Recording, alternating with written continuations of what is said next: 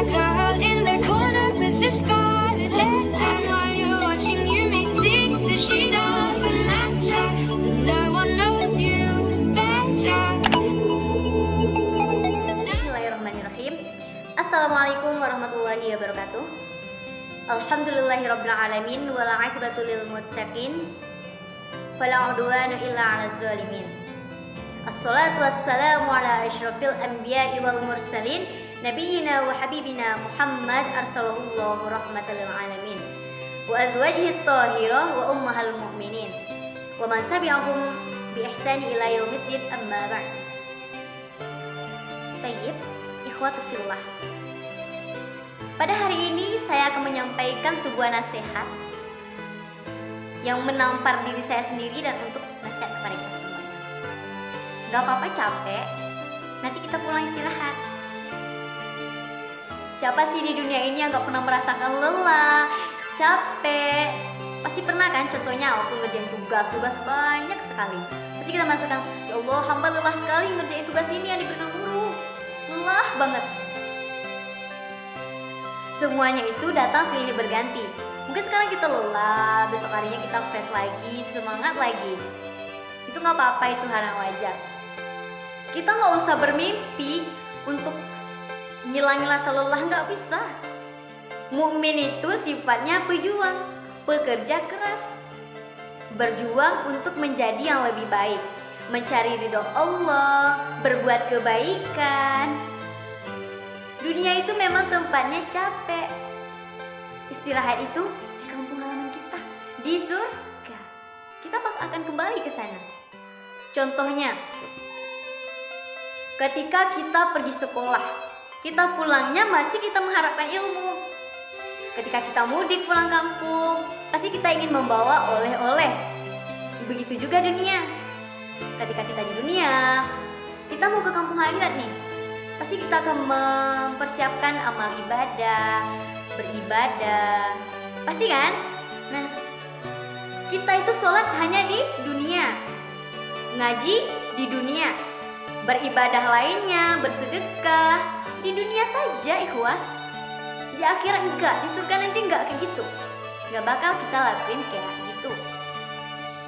Pada satu ketika Allah pernah berkata kepada Rasulullah SAW begini, wahai Rasulullah, yakinkan jiwamu itu bahwasannya nikmat di akhirat lebih indah daripada yang kamu dapatkan sekarang. Jadi nggak apa-apa capek, sebentar, tahan ya sebentar saja. Ketika kita dipanggil Allah, ketika kita benar-benar telah lelah sekali melakukan ibadah, ya Allah capek banget sih, setiap hari harus sholat ini, sholat subuh, zuhur, asar. Kenapa sih? Capek ya Allah. Nah, di situ ketika kita melakukan kayak gitu, ketika kita ikhlas beribadah kepada Allah, ketika seperti sholat sunnah lainnya, sholat wajib kita kerjakan nih, sunnah kita juga kerjakan. Allah, ketika kita mengerjakan yang wajib, Allah cinta. Apalagi ketika kita mengerjakan yang sunnah, padahal itu gak diperintahkan Allah, cuma sunnah. Lebih sayang lagi Allah kepada kita. Nah, pada saat ketika itu kita telah merasakan nikmatnya beribadah, nikmatnya ya Allah, nikmat sekali sholat ini. Jadi kita makin banyak beribadah, ibadah sunnah.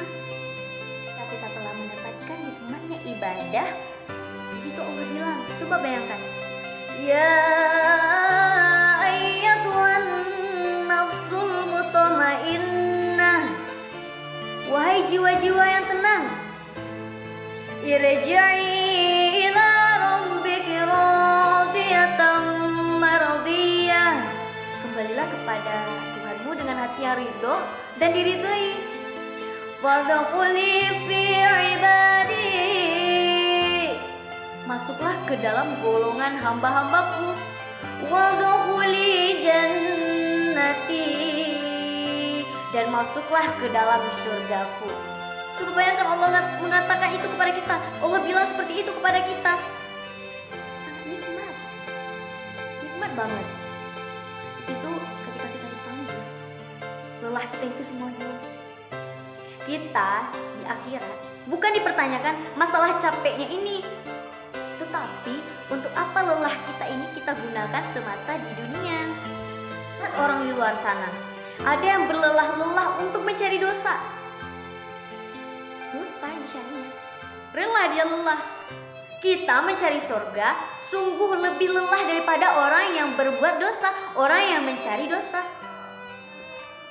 Di dunia ini tempatnya capek. Nanti di surga kita nggak bakalan sholat, nggak bakalan.